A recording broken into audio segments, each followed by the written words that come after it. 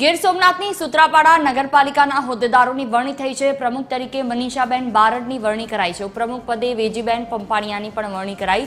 કારોબારી ચેરમેન તરીકે નરેશ કામળિયાની પણ વરણી કરવામાં આવી છે। શાસક પક્ષના નેતા તરીકે જાગૃતિબેન ઠાકરની પસંદગી કરવામાં આવી તો દંડક તરીકે રામસિંહભાઈ વાણવીની પણ વરણી કરાઈ છે।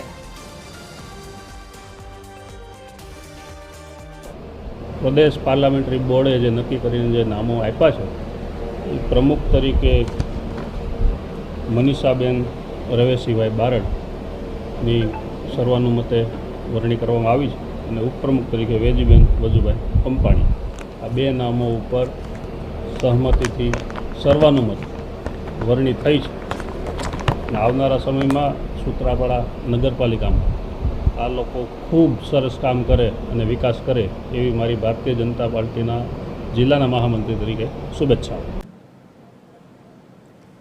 વ્યારા નગરપાલિકાના પ્રમુખ તરીકે પ્રિયા પટેલની વરણી કરવામાં આવી તો ઉપપ્રમુખ પદે અનીસ ચૌધરીની નિમણૂક કરાઈ છે। તેજસ પંચાલ કારોબારી સમિતિના નવા અધ્યક્ષ બન્યા છે। જયેશ રાઠોડને પક્ષના નેતા તરીકેની વરણી કરાઈ।